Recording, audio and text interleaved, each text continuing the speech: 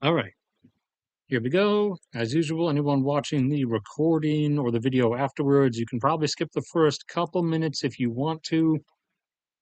I won't be starting, shut up, Max dear, until a minute or two in. But hello for shut up myself. But for anybody who is already here, hello, obviously, just have to get everything started and ready. Come out here. Uh, I was being better about that. I'm supposed to turn monetization on before it starts. Everything's loaded. All right, into control room. Set chat to live. That is muted. Excellent. Okay, and let's bring up everything we need. And speaking of, one of the things in the title, Josh, supposedly this was his. He's been going back to university now after being in the Air Force for. He was in for 6 years before he left. But he's been going back to university now that he's out of the Air Force, and he just finished this semester's exams.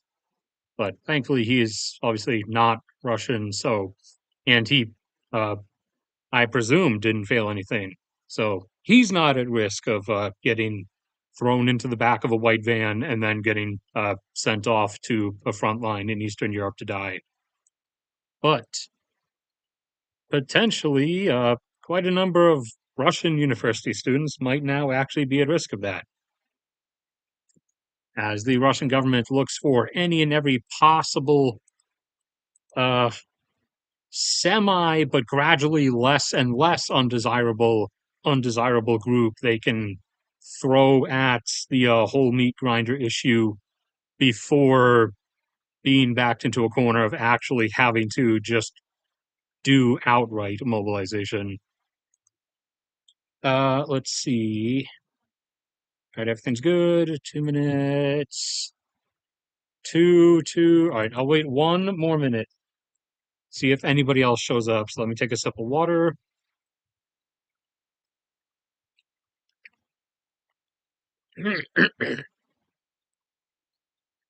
You gotta love, you gotta love Twitter's trending tags. So if you try to arrange this the most logically, uh, these would imply that Epstein was a Catholic Houthi. That's what you can glean from the Twitter hashtags there. If you try to do some kind of logical arrangement. All right, will be Google Earth, all the bookmarks, have the notes. That should be everything. And it looks like we're only getting two people anyways. So, all right, let's start off with. So since people are probably going to be coming in response to the title, there's more stuff about the Middle East in the title. So we'll start with Russia and Ukraine while we wait on the Middle East stuff, or while we wait for people to show up. Then I'll start with the Middle East stuff.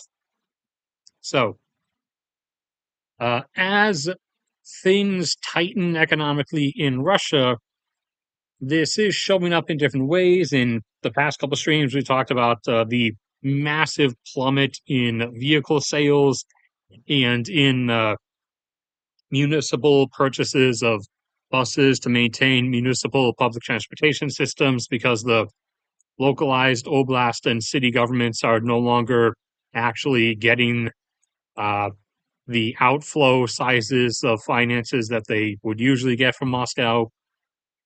Also, there has been one good effect for Russian society, potentially, hopefully, socially and medically from this.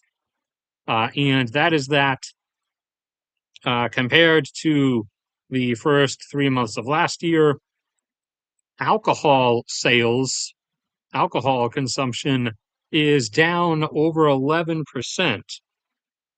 So, small chip societally because of higher costs into Russia's alcohol consumption. So, like one good thing coming out of this for Russia at least. Although if it's primarily cost driven, then it's the instant that reverses itself in any way, it's just going to go right back up. But let's see. In a attempt to continue to keep as much money inside as possible, to try to keep the whole thing insulated circular flow still going for as long as they can. The Russian ruble sign is it P with one cross or I think it's two. To keep it propped as best they can for a little bit longer, uh, they have they have begun cutting back the list of allowed imports. So whether those are sanctioned by the outside but still allowed to come in by Russian authorities, goods being technically bought third and fourth party through the Central Asian countries, or they're goods from countries that have not sanctioned Russia and Russia was just still freely able to buy openly from, like China. Russia itself is now cutting down that list and beginning to block some of those to attempt to, like I said, force the Russian consumer to purchase more in-home items and thus try to keep as much contained and circular as possible. Similarly, uh, not the same thing, but the similar move they did at the very start of everything when in the immediate aftermath of launching the invasion, the ruble and their economy as a whole started to quickly tank. If you remember, they immediately barred any uh, outside directed transfers of money and immediately enacted that all like transactions have to be done with rubles law. So that worked for quite a while, but things obviously, as we talked about for the especially 3 months into this year so far, really starting to come undone.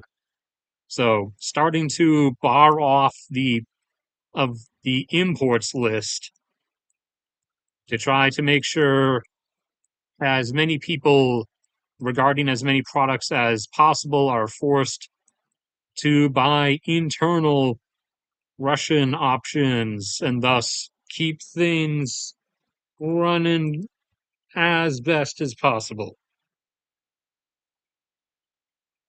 Now, let's see, what else do we have? Yes, oil.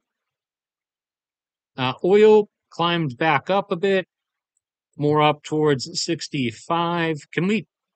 What are you scrolling? Okay, down here.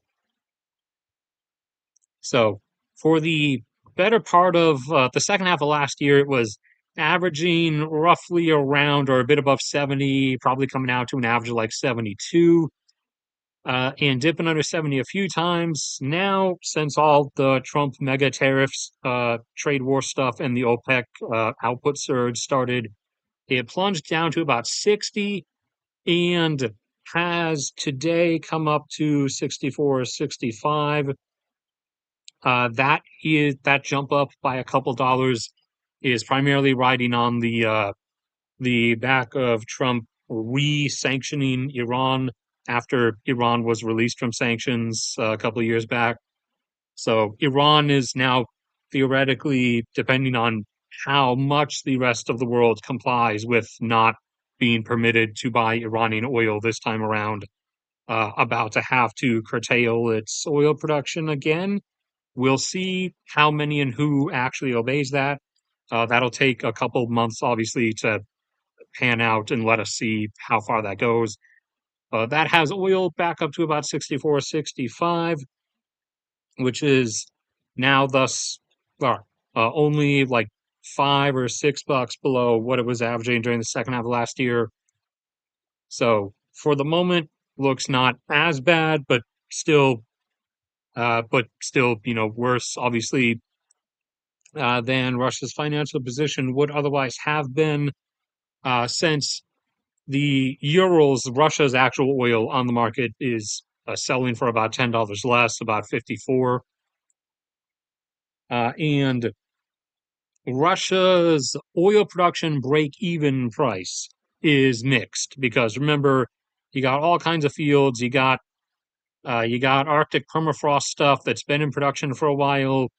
You got you got older stuff down in the normal areas that's been in production for a long time and is in decline. You got Arctic stuff, and some out there that's more new and thus has a higher, or sorry, a lower break-even price. So Russia's oil production break-even for being able to produce it is between 32 and $49 per barrel, depending on which company, which field, which environment. On average, as a nation as a whole, it averages out to about 41. But the 41 is that is the like industrial thing overall, just like how you'll see if you look anywhere else, like you see, I don't know, Saudi Arabia's, production break even is still technically 29. It's actually 31, but they don't want to admit it's over 30, just like how China doesn't want to actually admit that their TFR fell below 1. But in reality, when you'll see something called a fiscal break-even price, which ends up being a lot higher. That is how much the oil needs to be for the company to be able to turn over profit, including the taxes that they have to pay, and then for also the country to gain net revenue from it. And the at its current expenditure levels, Russia needs, on the WTI price equivalent, at least 77 or $78 a barrel of oil. Second half of last year was not too bad, but it was, you know, it was a net drain at 72. And now we're staying in the low 60s. That is ongoing. And as I said, let me see if do I still have that bookmark? No, that's Yemen. Weapons, Syria.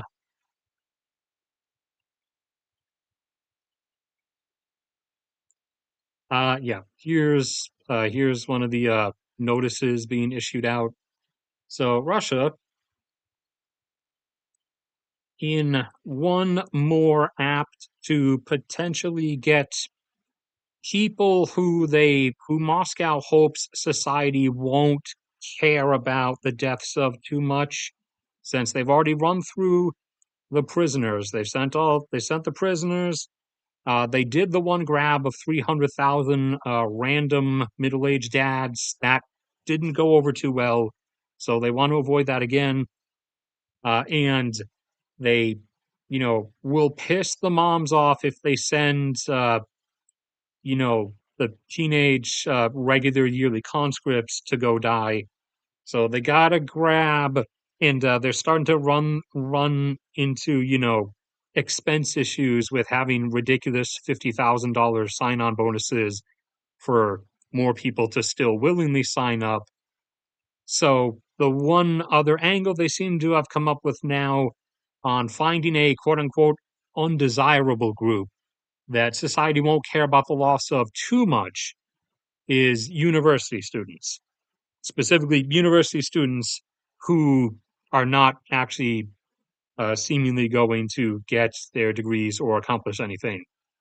So, anyone throughout Russia now who fails their exams is apparently going to be at risk of being sent to Ukraine to die in wave attack number 5,754, because that is how it's going. There's plenty more footage, just like there is every week, of charges, both infantry, motorcycles. This time was about 100 motorcycles in this one big wave charge that was on this video here. If you want to see the videos, again, you can go to any of these accounts and see them for yourself. I cannot show the video stuff on stream because that is TOS violation because it shows people dying. At least it's a TOS violation if you're not a huge channel with millions of subscribers.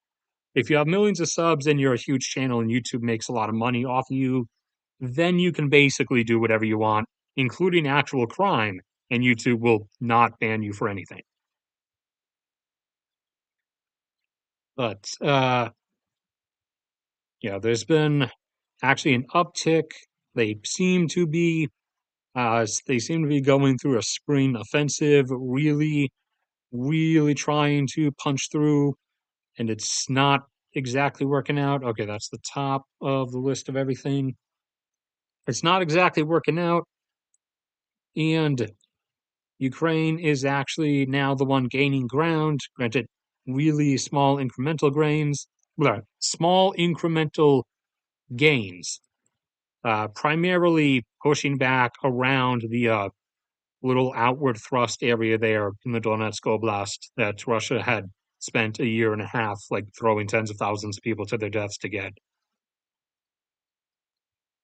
But they've been throwing quite a bit into the whole spring offensive attempt, and it's been not really going all that great. In terms of tallied losses, visually confirmable, we're at now roughly 3,460 Russian tanks of the roughly modern, uh, classifiably modern tank fleet, which basically means it was built after the early 70s or so. And it was actually maintained in workable service. And that is out of a total, including the new ones built since the start of the war. Starting was 3,200 modern. Total now, given rates, is assumably around 3,800. So that margin's starting to get pretty thin, which we talked about a couple streams ago. That's why the percentage of tanks used in the attacks just over these last few months has now rapidly declined down to less than 10% of participating vehicles, as they're really starting to run that margin thin. And as mentioned before, the same with the cruise missiles. Someone in Moscow in the Russian military command is actually, whether they're doing this like overtly outside of Putin's knowledge or others' knowledge or not, I don't know, but someone has some intelligence there, like just enough, and is seems to be putting hard cap limits, just like with the cruise missiles, on how thin of a an actual remaining stock of modern equipment they're willing to let their country's military get down to. In terms of IFVs, aka BMPs, attack versions of BTRs with like auto turrets on top of them, that is roughly around 5,400 plus. Put a little up there, and that is they started with 5,600 modern, which basically means BMP2, and BMP3, and sorry, the attack versions of the BTR as well, and that uh, total number manufactured since the start. I don't. I think it's oddly enough. I think it's BMP2s instead of the newer BMP3. It's actually BMP2s for some reason that are the ones they actually manufacture.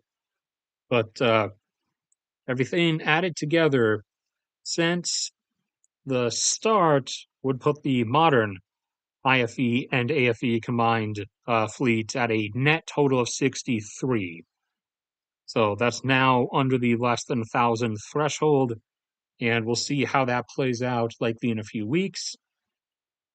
MLRS, multiple launch rocket systems.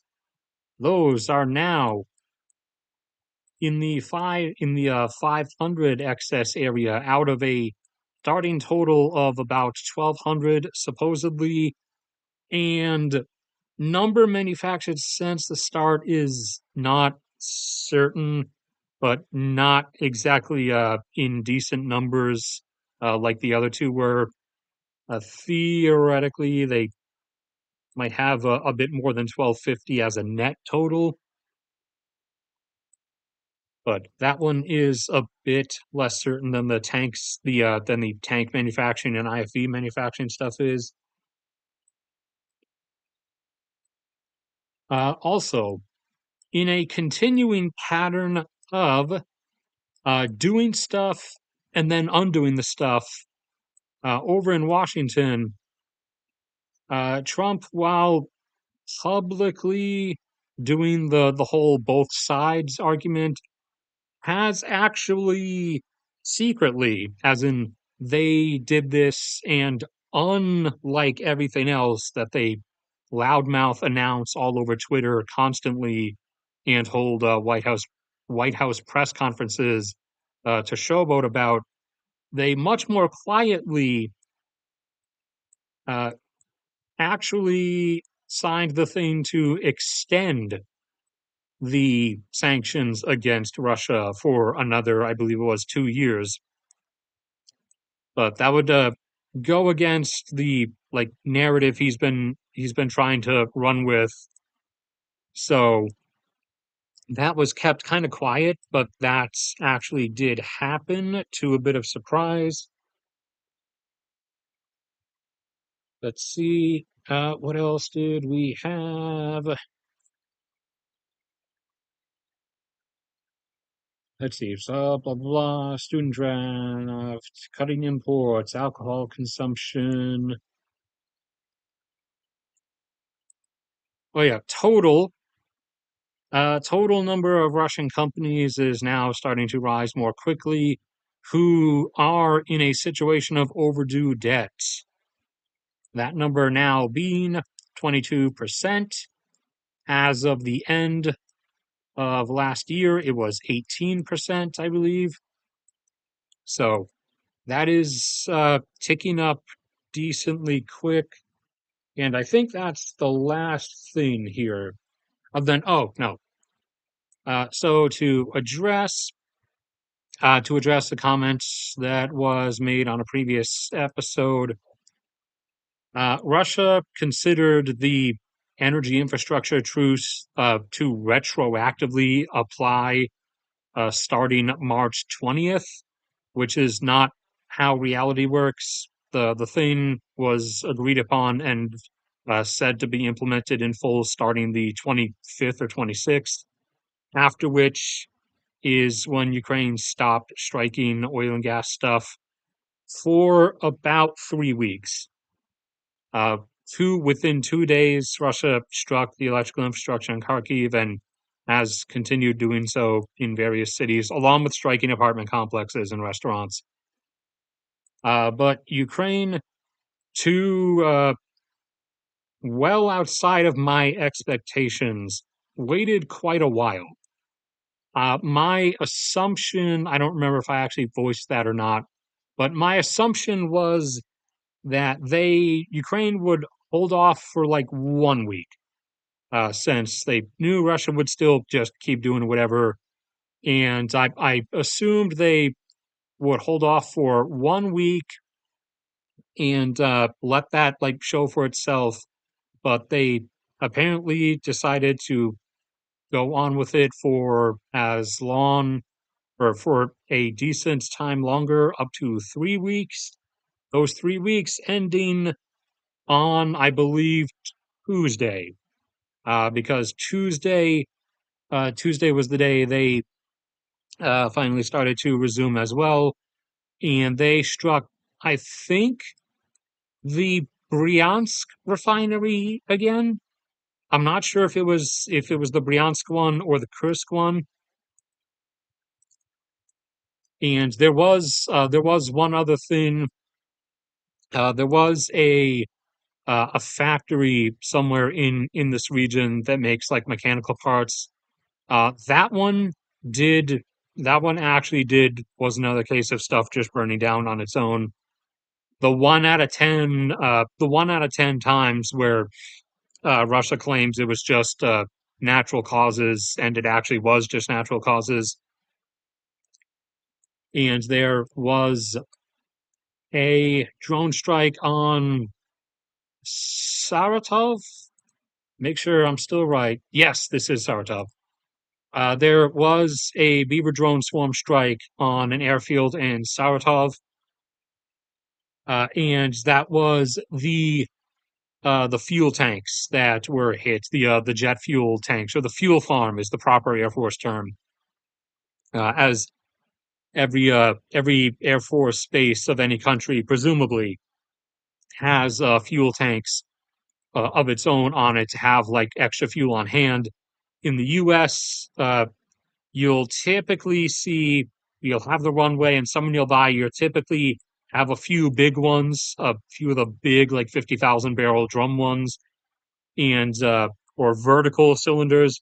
And then nearer to the airfield, you'll have a smaller set of horizontal drums that are only like a couple thousand barrels of jet fuel each. So most air bases of any country, if it's, you know, well off enough, will typically have one. And in Saratov, it was no Russian Air Force aircraft were struck, but the fuel farm was struck, however. And I think that's it. Unless, let, let me check the notes. Blah, blah, blah, blah, blah, blah, blah. Oh, yeah. So, fascinating turn of events. There we go.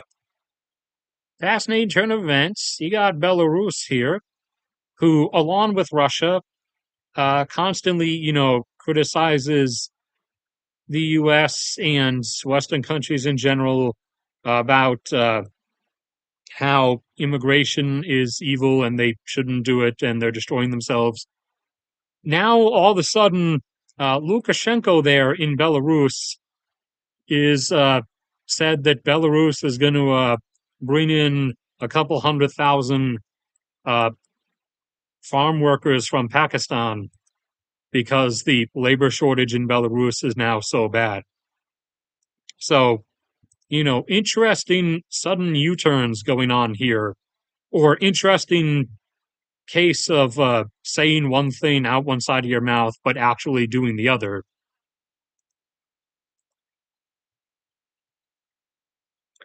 And oh yeah, and also the whole weird Russian propaganda thing that they started trying to like push a few days ago about how Russia. It was this whole narrative about how Russia and the U.S.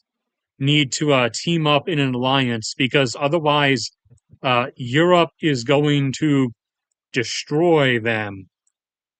So again, in the whole like fascism, both are true at the same time rhetoric thing. Europe is uh, a mega cucked, weak place that can't do anything, and Russia would defeat easily, per their narrative. However, it's also apparently some ultra strong united superpower that could or that will destroy the US and Russia at the same time as being a weak, cucked, fractured assembly group. So, two things that are mutually exclusive that can't be true at the same time are in according to that stuff that the Russian like embassy Twitter was putting out are apparently true at the same time. All right, now we are No chats. We're already half an hour in. I did not think I would be going for that long on the one section. All right, time for the Middle East, everybody's favorite fun place. Is there any difference between the OBS display and YouTube display? There is not.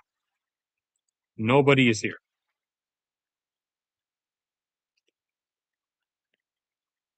All right.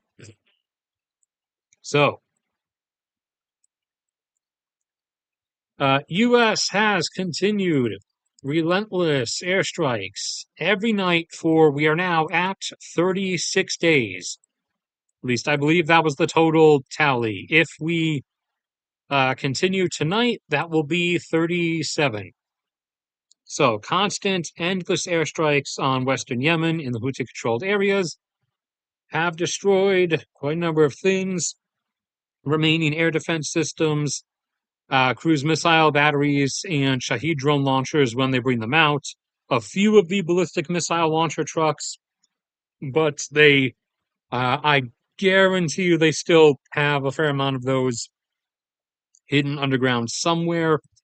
And also, uh, the additional portions of the oil terminal that was previously struck.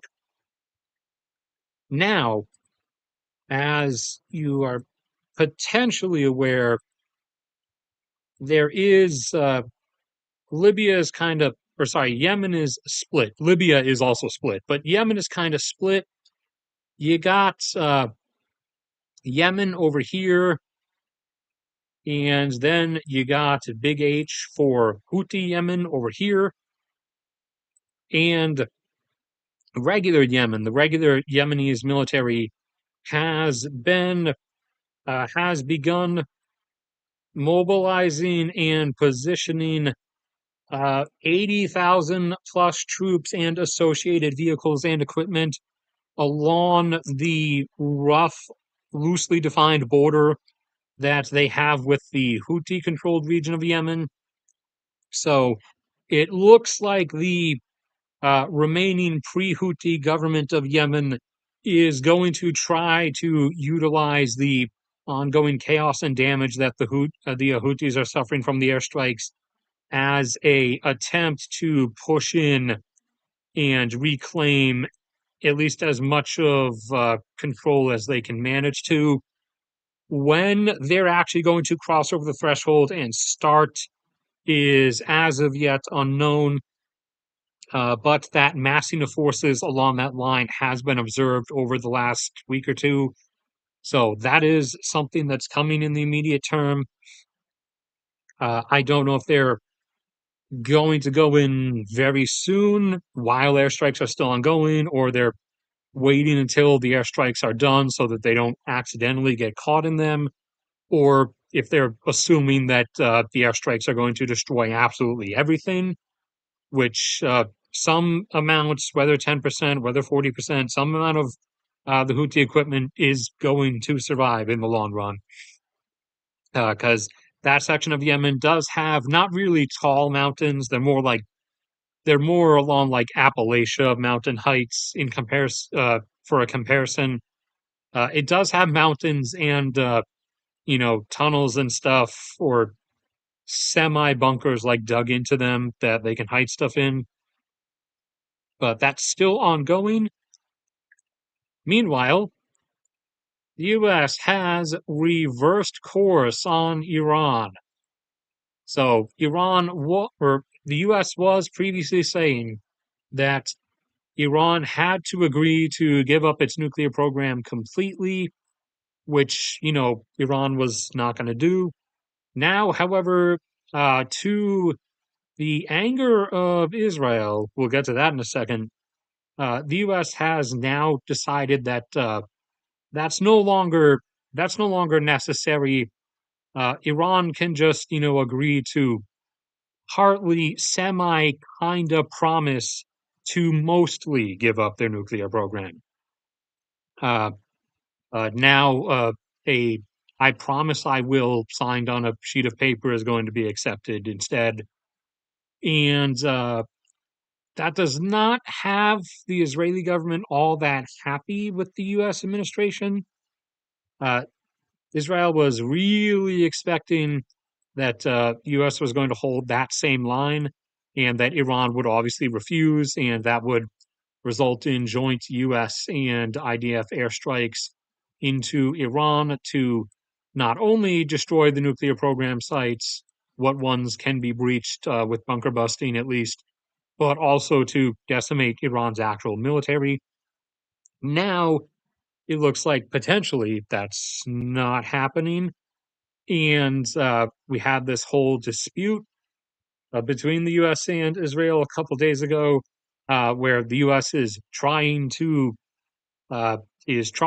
like wave its no, no, no, no, no, don't do it finger at Israel, I guess, and is telling the IDF to, since they kind of warned us they would inevitably do it themselves on their own, even without us. The U.S. is now trying to get Israel to not go through with it on its own. So that one, we will really have to wait and see how that turns out. Whether this is just I don't know, an anti-bluff, and the U.S. still intends absolutely to do strikes on Iran, or if this really is an actual lowering of the conditions being set on Iran. What the? Oh, that's a highlighter. That's why. I was supposed to click. Wait, no. Okay, switch back to pen. So otherwise, we might then end up watching Israel go all by itself. And I think if that is the case, if that is a like strategic planned move, Pentagon wise, my guess would be that the like military apparatus would be hoping that Iran would respond as it claimed it would and attempt to, even if it's Israel doing it by itself, attempt to attack like oil and gas facilities in the Persian Gulf nations, and that then the U.S. would have a better pretext for actually striking against Iran. Since the anti-Israel sentiment in the U.S. is no longer like a niche side cabinet. That's a growing thing. Even in usually it was the Republican Party that's been like the most like obsessively pro-Israel of the two. Even it's even spreading the like sentiment towards no longer backing everything Israel ever does is actually spreading through even the Republican Party now. So have to wait and see whether this is just a like semi like a semi ploy, or if the U.S. is legitimately kind of like backing out of it. But one way or another, uh, Israel will inevitably start doing airstrikes on Iran one way or another. They don't really care whose support they do or don't have in the matter. Let's see. Yemen, Iran, Israel, Philippines. So, in expectation that, and I think we even did we have this? Do I have the Philippine stuff? Is the Philippine stuff pretty sure? That's Yemen. That's Iran. Here's the Philippine stuff. So, in expectation of what we all know is inevitably coming soon, maybe this year, maybe next.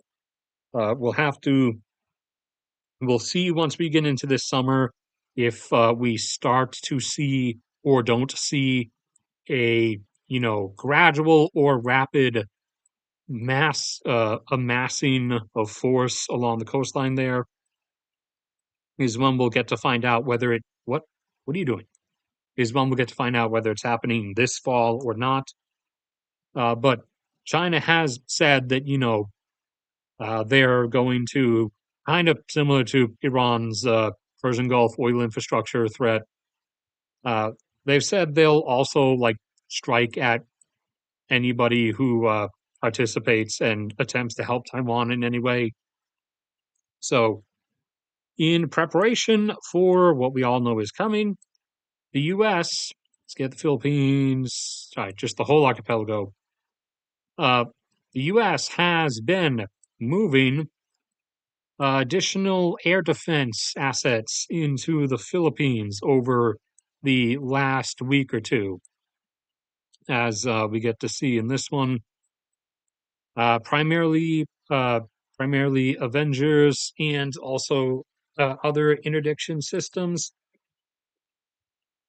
So, starting to put stuff there as China has threatened the Philippines as well. Whereas we have stuff based obviously around Korea and Japan already, but we've been largely out of the Philippines for a couple decades.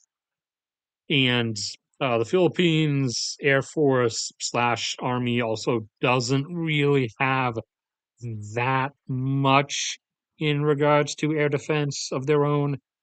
So we've been starting to bring stuff in there in preparation to uh, shield the Philippines from potential retaliatory strikes from China once this all gets started. Because it's not just South Korea and Japan who've also said that along with us, they will come to help out Taiwan. The Philippines has actually kind of also, at least vocally for the moment, punched far above their weight and said that, yeah, they're kind of in as well, sort of. They specifically laid out like some maritime like lines, like if Chinese ships or aircraft like cross like this line here, then the Philippines will throw itself in, which inevitably, yeah, whether air sorties or naval vessels, it's going to happen. So, and also Australia will obviously be there as well. They've told us as much, and you could kind of figure as much anyways, because whenever there's like a good round of violence, the Aussies will always show up for it.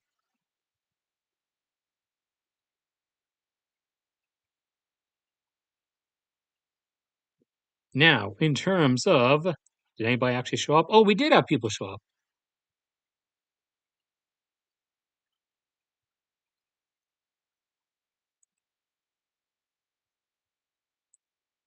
And I'm not interested in anybody's fetish.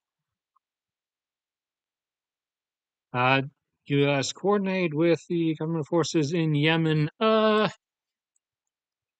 mean, to some extent, they probably have been already. I mean, uh, the only reason they would be like the only reason they would be convinced that they could actually start to get going with this is if they'd received some of enough communication that this wasn't just like a little 1 week, a few hammer taps thing. This was going to be an actual like prolonged flattening operation. But if you mean direct assistance, like as in Yemeni military forces, like getting to call in themselves during the fights to like get U.S. air support sent to them. Uh, Present administration, I would say probably no, but even even under the prior administration or a more like traditional, a more traditionally hawkish Republican administration like the Bush administration, I would probably also lean more towards no, still just more slightly towards no. The approach I would suspect is being taken here is just U.S. Under its own for its own put forward reasons, so that Trump can maintain the you know only in this for ourselves, not actually helping other people thing. Uh, the approach is probably going to just be mega sledgehammer until we're satisfied with it or until we get bored with it, and then just let the Yemenis fight the Houthis and see how they fare after most of the Houthi stuff has been destroyed. Now, in terms of uh, good news, we do have some of that. Tunisia continues with the water good news.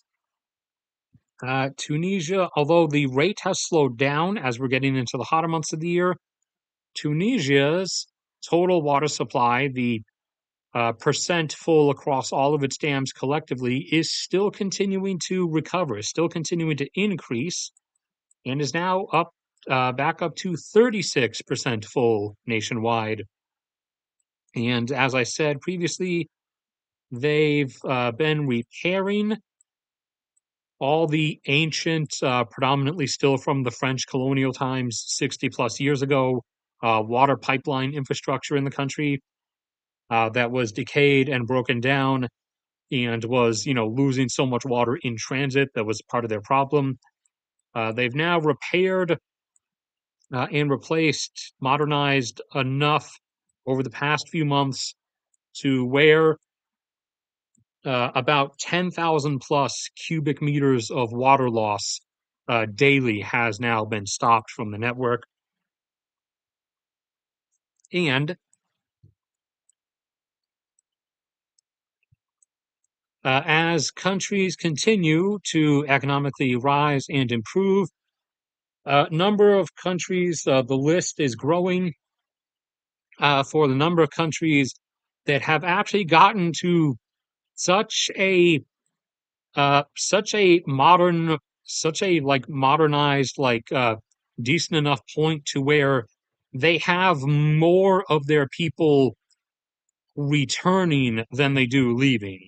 They have in terms of like their own people, like Polish people, for example, they have net influx. Countries that are uh, past this point or are approaching this point that previously were, just like hemorrhaging people, include also now Croatia. A lot of Croats are actually returning to Croatia as decent parts of the Balkans are no longer what they previously were. Some still are, but some like Slovenia, Croatia, for example, are actually like really kind of awesome now. And Slovenia, especially, actually not just attracts returning people originally from Slovenia, but just other net people in general. People actually want to move to Slovenia, not just Slovenians returning to Slovenia. And a number of countries in Western Europe have reached the point where more Bulgarians are leaving those countries and returning to Bulgaria than are coming in. Bulgaria, at least as far as I saw, Bulgaria itself in total has not reached a net return yet. Not yet, but they're getting close to that as well. Kazakhstan has now basically, ever since we hit the 2020s, Kazakhstan has in total now been a place of net return. More Kazakhs return are coming into Kazakhstan than those that are permanently leaving. I believe last year in particular, the net gain was actually something like 40,000. So Kazakhstan has actually gotten stop getting stuck on that. I don't want your specialized highlighter thing. So Kazakhstan doing really good, has actually gotten to pretty decent development levels. Did I have anything else here? Uh, well, apart from that, I should have done this first and then ended completely with the good upbeat news stuff. California, to the surprise of no one, is guess what? Going to get even higher fuel prices, even higher gasoline prices, as uh, another refinery in California was shut down or is in the process of being shut down. So that will increase the amount of fuel that California has to have imported from other states or imported by sea, which will thus obviously put a bit of an upper on fuel prices in California, which are already pretty high compared to US fuel standards. While fuel in the broader US is in present day at this moment, I think is still on average about $3 a gallon. In California, it's typically 5. So whether this prices out immediately or gets priced out over like the course of the rest of the year, that's gonna see California's fuel prices probably go up by like, I don't know, 15 to 30 cents or so higher than they already are. So congratulations, California. You continue to play yourself. The whole country continues to play itself, except for a few exceptions. One of which is my wonderful home state of Alaska that I would love to go back to, but I can't because I'm in exile ever since 2020 happened. And I could not still be a morally responsible person and return at the same time, anyways, because my parents are starting to get to a point where, as much as it would potentially anger my dad to hear that he's included on that list, they both concern me in terms of the functionality of their minds at the moment, where it's kind of a joke, but also kind of not. That like I'm convinced that if I left them alone again, they would both like drop dead without me. So one way or another, I'm kind of trapped in the U.S. South now. There is no longer any real way out. And I would, even if I suddenly, for some reason, started actually earning a sizable income, instead of the like massively fluctuating 1 week it's 400 or 1 month it's $400, the next month it's only $70 YouTube income. Even if I suddenly had like some massive income somehow, I would visit home frequently, but I would still kind of have to stick around here because I just really don't think I could leave them alone by themselves anymore. And also, I don't want to cause my cat Bindi like extensive psychological and emotional damage. And that's probably going to be it for this one. Did we stay 50? We stayed under an hour, just as I intended.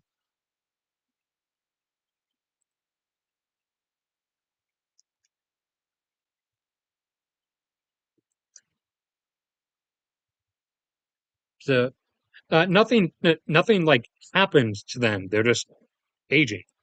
I mean, I'm also aging. I joke about the fact that I'm like 3,000 years old, even though I'm only 31.7. But uh, yeah, I just when you're kind of at the point where they frequently My dad would deny as much, but they frequently both need me to like remind them that they left food in like the oven or the toaster. I'm like, okay, you guys are gonna burn the house down. If I left and I was like away. So yes, that is an actual concern I have to factor into things. I do feel like there was something else I'm forgetting about. But there's nothing else that I wrote down on the little note sheet. So if there is something else, then I irresponsibly forgot to write it down. But that's probably going to be it for the stream then. The OPEC production levels video should be up tonight as well. It's basically done. I just have to put the two ending bookmarks on it.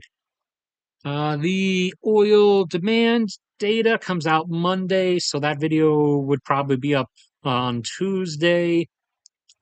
And the monthly electricity demand level data is completely erratic in terms of when each country releases theirs, and sometimes countries will randomly skip releasing it for like 4 months at a time.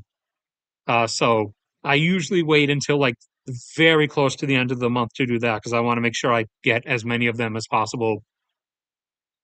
So that will be towards the end of the month, like it always is. I might try to start doing the monthly natural gas production levels data one again, but we'll see. As always, for anyone who's still here at the moment and is new, if you go under any of the videos I've made in like the last half year or so, you will see this link down there for this free access Google Drive.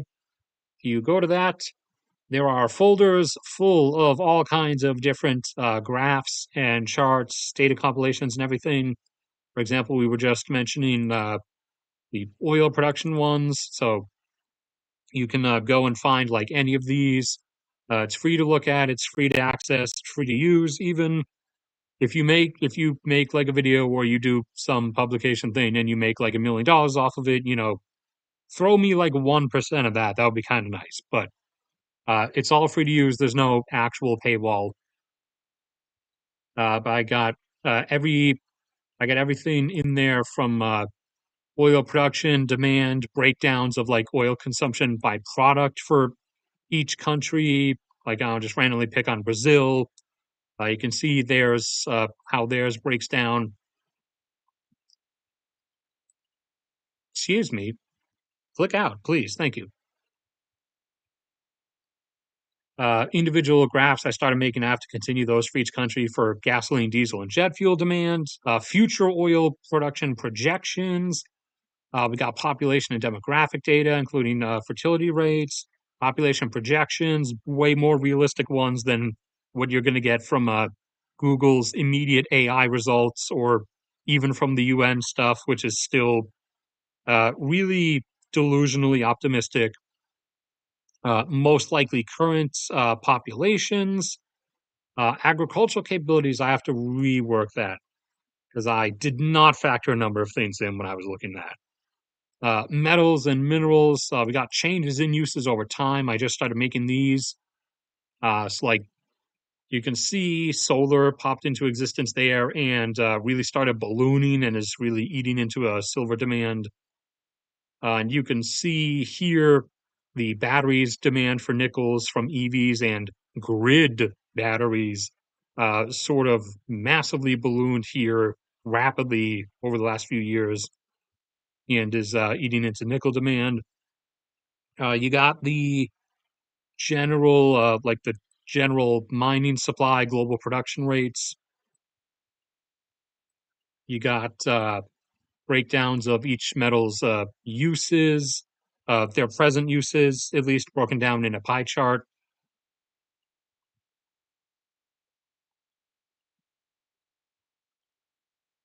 We got electricity, we got generic economic stuff, even the timelines. We can go through gradually and see how the list of top 10 consumers or producers of something changed over time. Like here for electricity consumers. So all of that's there, and I am constantly adding new and additional stuff and updating things when I can.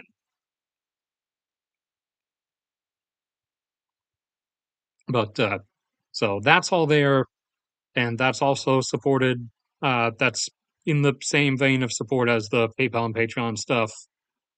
As I actually kind of do as much or a bit more work on the whole like data graphs and chart maintenance thing than I technically do on videos for the channel now. It's probably a 50-50 split. That's going to be it for this one,